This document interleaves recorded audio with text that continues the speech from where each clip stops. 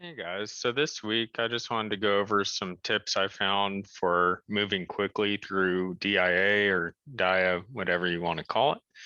And these are a few things I found. So let's go ahead and start. First, we have our class.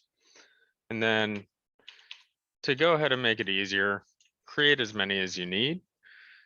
And then when it comes to actually inserting properties, so class name, attributes, operations, what I found is you don't have to click apply every time. So you can just simply go through, put in your types, go ahead and just add a new one and continue going on. And you can keep doing this over and over. You can also go back and set your visibilities if you want. And then when you hit apply, there we are.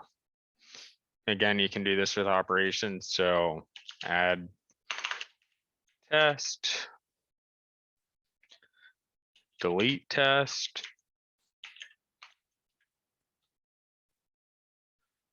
and so on. The next thing I wanted to go over was creating the relationships. So we come up here to the left to the zigzag line. You can click right in the center and go to the other one.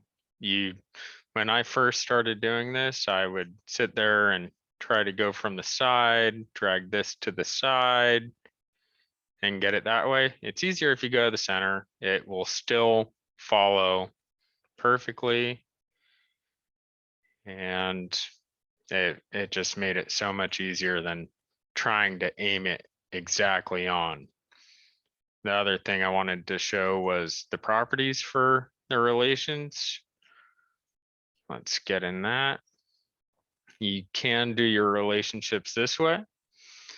So if you wanted, say, a one-to-many relationship, you can sit there and apply it that way, and you can run crow's feet, as we learned in the first few weeks of this course when we were doing notations.